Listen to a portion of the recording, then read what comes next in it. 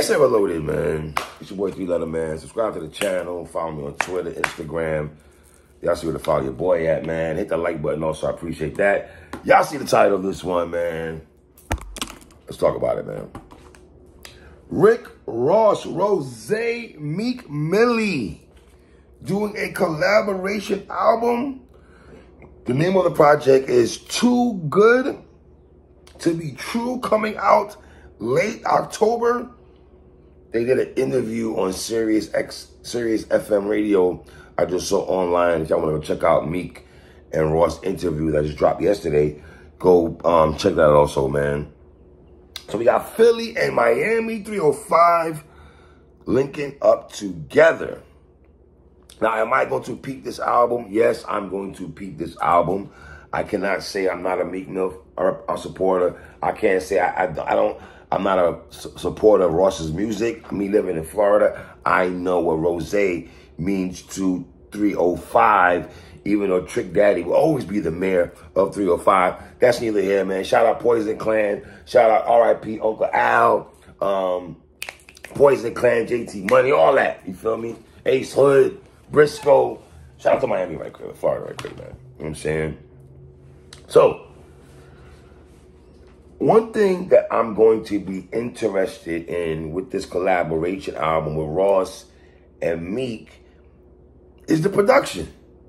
You said the production because for the most part, a lot of people will say that Rick Ross ear for beats are dope.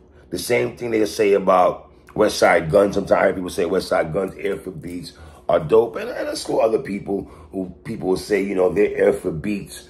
All right, I think Jim Jones, sometimes he picks a lot of dope beats to rap off. I'm talking about the beats, not the lyrics. Learn to know the truth, people, okay? Not shit on their lyrics, but they're not the most lyrical spirit, whatever. But they do make ride-out music. They do make that 12 o'clock in the morning, 1 o'clock in the morning music when you're leaving the establishment with your girl and you're in the whip and everything like that, and your hand up for dress. But that's a different story for a different day. Cool, right? We get it already. But I'm actually looking forward to that aspect of it because lyrics-wise, you know what we're going to get. They're probably going to do, what, one song solo. A lot of times guys do collaboration albums. You get a solo joint, I get a solo joint, and then we mesh for collabo for the rest of the duration of the music. So, of course, I'm expecting big money talk from Ross. Still in the trenches talk from Meek, right? Ross going to have a lot of food references in his lyrics. Meek Mill, Rolly talk, you know what I mean? Now, I know some people thought that, you know, these two had a little discrepancy years ago. I'll get into that in a minute, man. I see Ross with his private jet. They just dropped the Shaq and Kobe song. Obviously, Shaq would be Rick Ross and Kobe, Meek Mill, Kobe Bryant, R.I.P. Kobe Bean Bryant. He is born in Philadelphia, PA. Meek Mill born in Philadelphia, PA. So we get all that, right? Interesting here, though, man, that these two might have a discrepancy issues, and brothers have problems all the time, whether it's the business aspect of things, you know, but is this project an EPMD series? Welcome me right quick in my chic Luch voice. When I say, is this Meek Mill and Rick Ross a EPMD series for my old heads, is this strictly business? Do they have unfinished business? Is it business, never personal? Is it back to business? Is it that with these two? Now, a lot of times, brothers do have problems and they come back together and everything like that. And this is why I say, sidebar right quick, Dipset, they never really been the same anymore. And I'm not saying Ross and Meek and them was on that type of time. But look at Cam and Jim Jones. Cam is the rapper. Jim was the hype man. Jim started directing videos, started bubbling with the music, kind of surpassed Cam by the time Ballin' came out in terms of music. I still got Cam over Jim Jones, please. But I'm just saying, in terms of music, Jim is right now, he's more popping than Cam when it comes to music. You understand? When Jim Jones went on stage with 50 Cent after the Hot 97 thing, that looked crazy. That looked crazy. It did. When Cam went on Instagram Live and just defecated on Jim and just said all kind of wildish, how do you come back to that? Hence, they try to come back together, and they got their ass handed to them in the verses against the Locks. Damn. Hold that. You feel me? But sometimes brothers can meet at the table, understand the large picture, because for the most part, a lot of people in the culture have asked for a Rick Ross, Meek Mill collaboration. They have throughout the years. People, since when we heard I'm a Boss, people were asking for that. Yes, we had the collaboration album with was it Ross, Meek, and Wale.